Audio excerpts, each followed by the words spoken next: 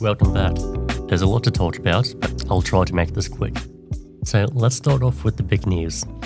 It was announced that EA was acquired by Silver Lake, Saudi Arabia's public investment fund, and Affinity Partners, which is founded by Jared Kushner, who is Donald Trump's son-in-law. And there were rumors about him wanting to buy EA, and I guess they were somewhat true. So EA is now a private company, having been sold for $55 billion, which translates to about $83 billion AUD. I remember that there were talks about Ubisoft going private around the whole Assassin's Creed Shadows controversy, but I guess EA got there first. So what does this mean for EA?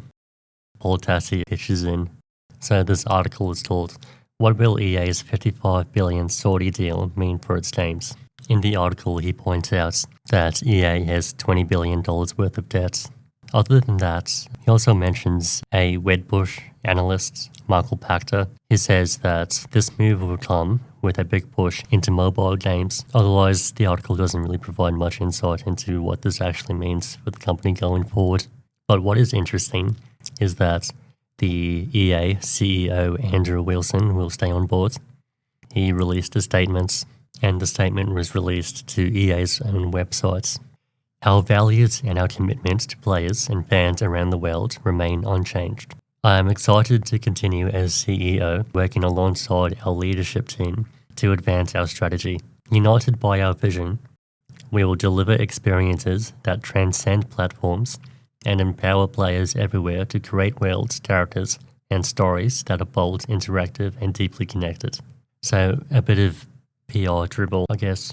But what effect this will have on their games going forward, and we'll have to wait and see. People are speculating that DEI elements are going to be lessened or going away completely, considering Saudi Arabia's views on diversity and specifically homosexuality. Games journalists are speaking out about the acquisition, so namely Kotaku. No surprise there. At this point, I think they just have no integrity as a journalism outlet. But anyway, let's move on. The State of Play happens on the 25th. Some games include Deus Ex Remastered, Neo 3, Code Vein 2, Final Fantasy Tactics. The ones that stood out the most to me are Neo 3 and Code Vein 2. Neo, I remember that being a really hard game. It really took the difficulty of Souls games and raised it a few notches. And Code Vein 2, people were calling it anime Bloodborne when it came out. The big game everyone seems to be talking about is Wolverine. It'll be releasing in either Q3 or Q4 of next year, and it's developed by Insomniac, which are the guys that made Marvel's Spider-Man and Marvel's Spider-Man 2. The reaction toward the trailer seems to be a bit mixed. You have people who have been waiting for a Wolverine game for years, and you have people who were very disappointed by Spider-Man 2. A lot of the criticism stemmed from the gameplay, the story, but specifically about how the characters look. So an example can be found in Spider-Man 2 with Mary Jane, where she looks different and more masculine. There seems to be a trend where developers make female characters look ugly. The reaction toward the trailer was negative because of Mystique. So not only does she seem to be a playable character, but she also doesn't look like how she has looked in her previous appearances across media. And now the Insomniac Twitter account is lashing out. So they posted this comment on Twitter where it's a clown face. I don't know. I don't like this trend where developers lash out at people. It doesn't seem professional. In my opinion, it's just silly drama. In other news, Hades 2 came out the day after the State of Play. Overwhelmingly positive on Steam, and over 110,000 concurrent players on Steam. This is the follow-up to the original Hades, which people loved, but strangely enough, nobody is really talking about Hades 2, and the reaction is very dumbed down from, say, like Silksong's release. Kind of strange, I just haven't seen anybody really talking about it. It's a respected IP. The only journalist I've really seen mention the game so far is Paul Tassi from Forbes, where he said, "Don't get me wrong, I very much love Hades 2, but I am a little surprised it is the highest scored game of the year, especially this year. And especially since Silksong also came out this year. But give it a little bit of time, and we'll see what happens. And speaking of Steam player counts, Silent Hill F has a very low player count on Steam. It peaked at 22.6k, and nobody's really sure why. It was well received, and Silent Hill is a beloved franchise. Its name was revitalized after Hideo Kojima's PT project failed, and there's a new movie in the works as well, so it's a bit strange. It reminds me of Doom the Dark Ages, that had a really low player count as well, but that was supposedly due to Game Pass. So people aren't really sure what the situation is here. And considering it's one of the grandfathers of horror games, it's a bit disappointing to see, but that doesn't mean it's not successful. We don't know how many people have actually purchased the game, so I'll keep an eye on this as news comes out. But speaking of old IPs, Parasite Eve is being spiritually reborn, I guess, in the form of this new game called Parasite Mutant, which is releasing in 2026, and everybody is sort of talking about it. So Parasite Eve is a popular horror game with a cult following. It was released in 1998 by Square Enix, or then Square, or Squaresoft. Some pretty big names attached to Parasite Eve, including Tatsuya Nomura, who is a writer and director. He worked on games such as Final Fantasy and Kingdom Hearts. So this Parasite Mutant game is being developed by this not very well-known developer. They've only released a couple games, but otherwise I'll definitely be keeping an eye on this one.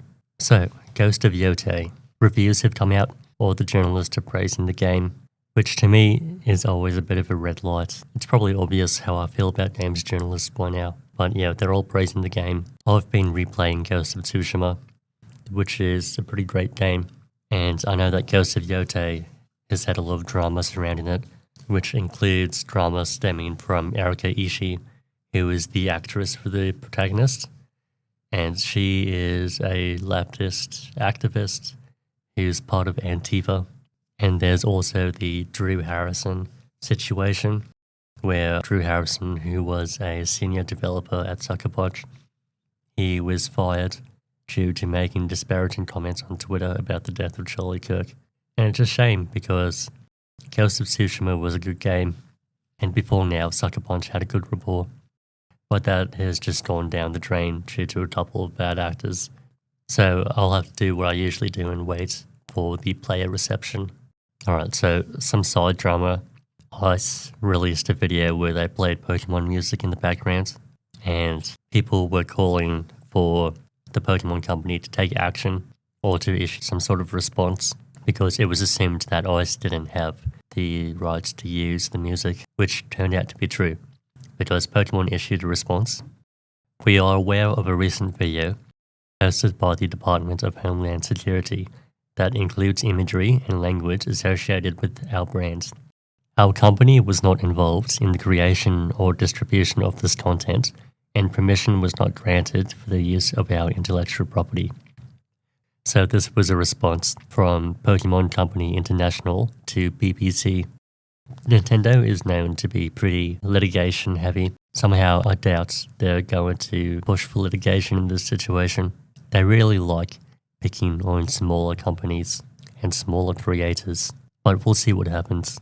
But speaking of Nintendo, Metroid Prime 4 is supposedly Nintendo's most expensive game ever made.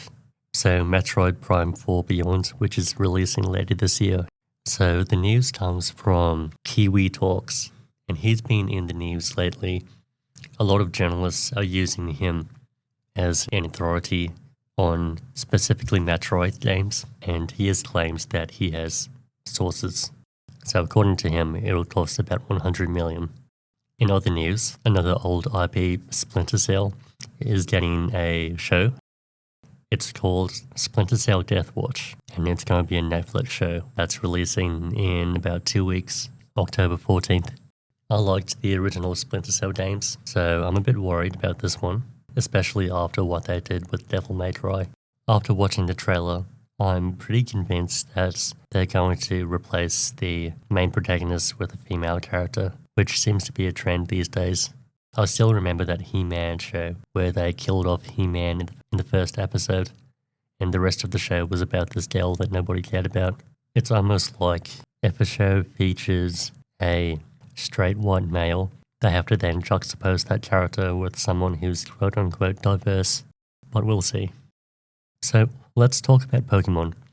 I mentioned Pokemon earlier, and the trailer for Legends AZ was released, and a lot of people are very disappointed because it looks pretty much the same as the previous Legends game.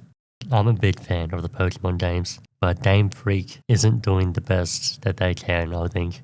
So I have some strong opinions about this, but I think that it's almost like every time they make a new game, they don't learn from their previous games. It's the most popular franchise in the world, but for some reason, their recent games are just bad. The graphics aren't good, the story is bad, the gameplay is pretty mediocre, and it seems like from people who have play tested the game that it's just going to be mostly the same of what we got with Legends Arceus. But something different they're doing this time around is setting the game in one city, in one location, rather than it being multiple cities, which strays from the classic setting for Pokemon where it's a young person traveling the region. But I recently played Digimon Time Stranger, which is the new game coming out. I haven't really gotten heavily into the Digimon series. I played the demo and it seems pretty solid. It's different. I think that's the key word there. So I think I'm going to give this one a try. But I'm going to be playing Pokemon Legends AZ at PAX. So I'll talk about my feelings then when I actually get my hands on the game. But either way, that's it for now. Thanks for listening. Until next time.